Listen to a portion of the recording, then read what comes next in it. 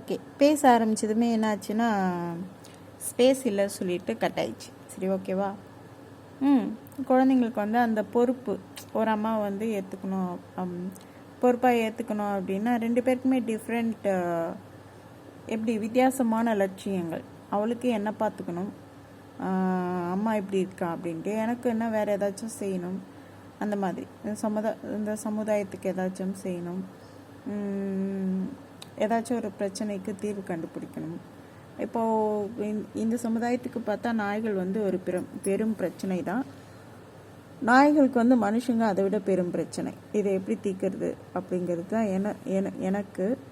But நாய்ங்க பின்னாடியே போயிட்டு இருந்தால் வாழ்க்கை எப்படி போகும் அப்படிங்கிறது பூமிக்கும். எப்படி நாங்கள் 2 பேரும் வித்தியாசப்பட்டதுனால 2 பேரும் அடிக்கடி சண்டை போட்டுகிட்டே இருந்தோமா. நீ நாய் பின்னாடி போகிற, அதாவது என்னோடய இடத்த வந்து நாய்க்கு கொடுத்துட்ட அப்படிங்கிற எண்ணம் அவளுக்கு. எனக்கு என்னென்னா, நீ வந்து என் கூட இருந்தினா வளர முடியாது, அதனால் நீ வந்து உன் வழியை தேடிட்டு போகணும் அப்படிங்கிறது என்னோட எண்ணம். ஸோ அது இப்போ தான் அவன் சொல்லி எத்தனையோ விதத்தில் சொல்லி கடைசியில் இப்போ அவளாவே இதுக்கு மேலே மம்மி கூட இருந்தால் நமக்கு ஒரு வேலையும் நடக்காது அப்படிங்கிற மாதிரி அவள் கிளம்பி போயிட்டான். ஹாப்பி. பசங்க வந்து அவங்க பயணத்தை தேடி போடுறதுல எனக்கு சந்தோஷம்தான். அடுத்து என்ன சொன்னேன், இந்த கொத்து பரோட்டா என்னாச்சுன்னா எனக்கு பிடிக்கல. அப்புறமா திவ்யாவும் நானும் போயிட்டு ஒரு கடையில் சாப்பிட்டோம். மீன் குழம்பு, சிக்கன் குழம்பு, சாம்பார் அப்படின்னாரு. செம கடை அது, அந்த செம. என்ன இந்தா பருப்பு சாம்பார் சாப்பிட்றியா அப்படின்ட்டு எனக்கு கொஞ்சம்.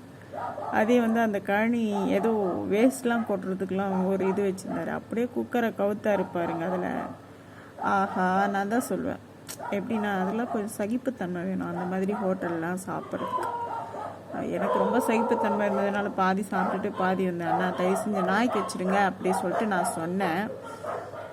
கொஞ்சம் நல்ல மனசுங்க, ரொம்ப நல்ல மனசு, கொஞ்சம் இல்லை ரொம்ப நல்ல மனசு அவருக்கு. நாய்க்கு வச்சு சாப்பாடுலேயும் வந்து கொஞ்சம் எப்படி சொல்கிறது,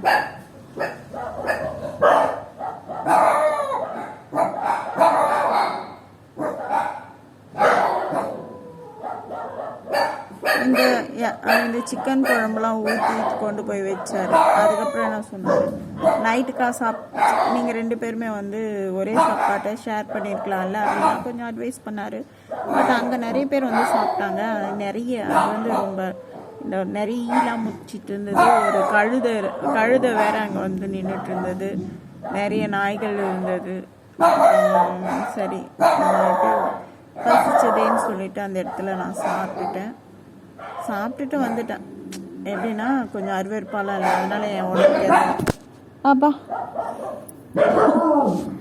கொஞ்சம் அருவருப்பாலாம் இல்லை, உடம்புக்கு எதுவும் ஆகாது. நான் வந்து கை வலிக்குதுன்னு சொல்லிட்டு ஃபோனை விட்டுட்டேன். அடுத்தது நாய்ங்களாம் குலைக்குது. ஒரு 2-3 நாளாக என்ன பண்ணுறாங்கன்னா, நாய்ங்களை வேணும்னே வெறுப்பேற்றுறாங்க எங்கள் ஊர் மக்கள். ஏன்னு தெரியல, நான் அவங்களுக்கு என்ன பாவம் பண்ணேன்னு எனக்கு தெரியல. அவங்க என்ன பண்ணாங்கன்னா தட்டுன்னு செருப்பு காலை தட்டுறது, அதுக்கப்புறம் நாய்ங்களால் வந்து குச்சி எடுத்து அடிக்கிறது, அதுக்கப்புறம் கல் ஏறிடுது, இந்த மாதிரிலாம் பண்ணிகிட்ருக்காங்க. அது கொஞ்சம் எனக்கு வருத்தம், வேதனை எல்லாமே.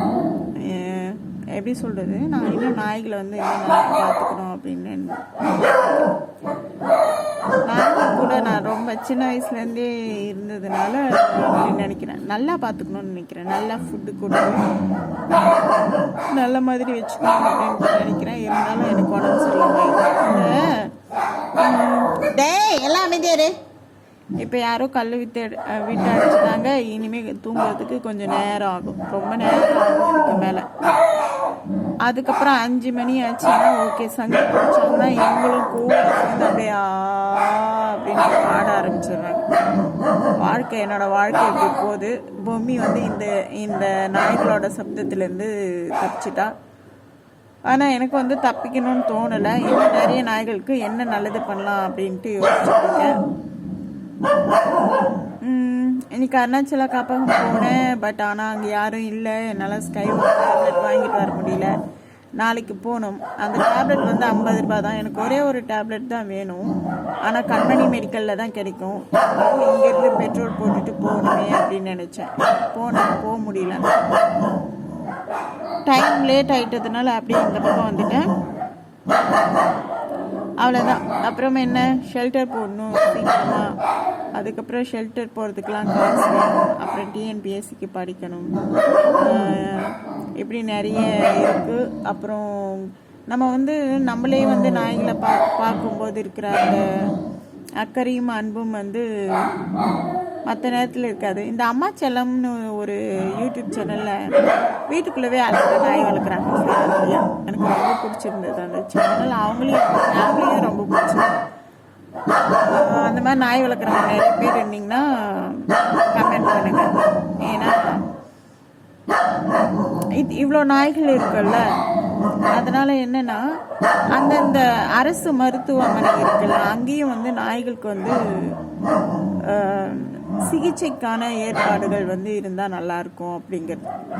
ஏன்னா ஒரு முறை ஸ்கூபிங்கிற லூசி வந்து குட்டி போட முடியாமல் ரொம்ப அவஸ்தைப்பட்டப்ப கால்நடை அந்த நடமாடும் கால்நடை மருத்துவமனையா அப்படின்னு சொல்லிட்டு ஒரு இது சேவ் பண்ணியிருந்தேன். நான் அந்த ஆம்புலன்ஸ் பார்த்துட்டு அந்த நம்பர் சேவ் பண்ணி வச்சுருந்தேன். அவங்களுக்கு கால் பண்ணப்ப அவங்க என்ன சொல்லிட்டாங்கன்னா, நாய்களுக்கு வந்து மருந்து எதுவும் இங்கே கிடையாது அப்படி சொல்லிட்டாங்க. ஸோ அந்த மாதிரி சொல்லாமல் நாய்களும் இந்த எப்படி சொல்கிறது, தமிழ்நாட்டில் தானே இருக்குது. அப்போ அரசன் வந்து மனுஷங்களுக்கு மட்டும் அரசன் இல்லைல்ல, எல்லா உயிரினங்களுக்கும் தானே அரசன். அப்போ நம்ம முதலமைச்சர் கூட எல்லா உயிரினங்களுக்கும் தானே முதலமைச்சர். அரசாங்கத்தில் இருந்தே நாய்களுக்கும் நல்லது செய்யணும்ல. ஒரு எப்படி சொல்கிறது, ப்ரீட் டாக்ஸ்க்கு மட்டும் இல்லாமல் ப்ரீட் டாக்ஸ் கூட மருத்துவம் இல்லைன்னு நினைக்கிறேன். ஸ்ட்ரீட் டாக்ஸ்க்கும் வந்து அந்தந்த கால்நடை மருத்துவமனையிலேயே இவங்களுக்கும் தடுப்பூசி போடுறது, கருத்தடை பண்ணுறது, மற்ற எல்லா விஷயங்களும் இங்கேயே இருந்தால் நல்லாயிருக்கும். அதுதான் என்ன, நம்ம எல்லாரும் ஒன்று சேர்ந்தால் தான் அது நடக்கும். ஏன்னா இந்த திருவண்ணாமலை மாவட்டத்துலேன்னு பார்த்தோம்னா அவங்க அருணாச்சலம் பக்கம் மட்டும்தான் இந்த வேலையை செஞ்சிட்ருக்காங்க. ஆனால் நிறைய நாய்கள் இருக்குல்ல, ஒரே ஒரு மருத்துவமனை போதாதில்லை. அதுதான். அதுக்கப்புறம் இளைஞர்கள் வந்து நாயை வந்து கொடுமை பண்ணுறதை விட்டுட்டு, கல்லெறிகிறதை விட்டுட்டு, நாய்கள் கூட எப்படி பழகுறதுங்கிறத புரிஞ்சுக்கணும். நாம தான் மனுஷங்க, அது விலங்கு. சரியா? விலங்கு எப்படி நடந்துக்குமோ அந்த மாதிரி தான் நடந்துக்கணும். மனுஷங்க வந்து விலங்கு மாதிரி நடந்துக்கணும். அதுவும் அந்த தம்பி வந்து அந்த தம்பியோட பேனரில் வந்து விஜயகாந்த் படம்லாம் போட்டிருந்தாங்க. நான் வீடியோவில் பார்த்துருந்தேன், விஜயகாந்த் வீட்லேயே வந்து நாய்கள்லாம் வளர்த்துருக்காரு, நாய்கள் கூட இருக்கார். அப்போ அவரை வந்து தலைவராக கொண்டாடுற ஒரு குடும்பம் நாய் குலைச்சதுங்கிறதுக்காக அந்த கட்டையை எடுத்து எரிஞ்சதுங்கிறது வந்து என்னை ரொம்பவே வருத்தப்பட வச்சுது. அதனால் இரக்க குணமோடு இருங்க.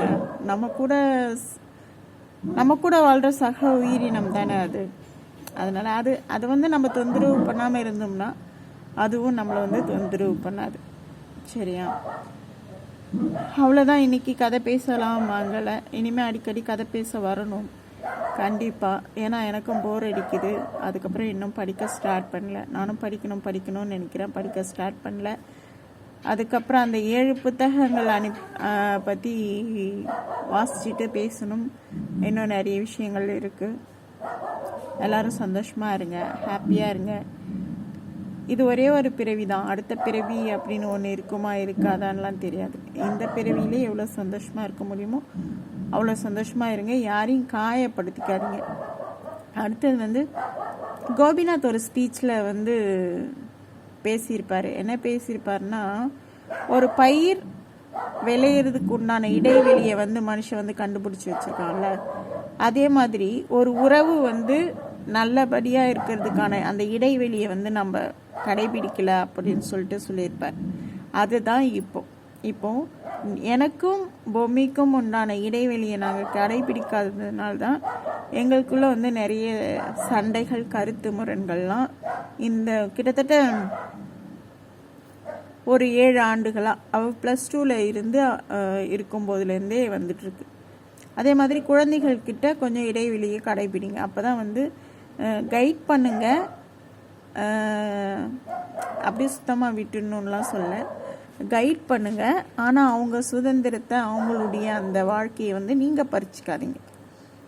அதுதான் சரி. எனக்கும் பூமிக்கும் வந்து அந்த கருத்து முரணுக்கு வந்து காரணமே அதுதான்.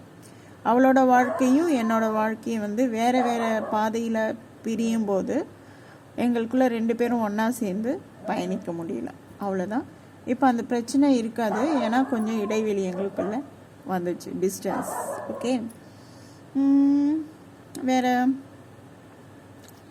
அதாவது கருத்து முரண்கள் தான் இருந்ததுன்னு சொன்னனே தவிர அந்த அன்பு பாசம் அதெல்லாம் அப்படியே தான் இருக்கும். கருத்து மட்டும் முரண்படுறதுனால ஒருத்தருக்கு ஒருத்தர் ரெண்டு பேரும் கொஞ்சம் கொஞ்சம் அப்படியே கிளாஷ் ஆகிட்டே இருந்தது. ஸோ இனிமேல் அந்த கிளாஷ் வந்து இப்போ இருக்காது. அவ்வளோதான். செம தூக்கம் வருது. ஓகே, குட் நைட், பாய்.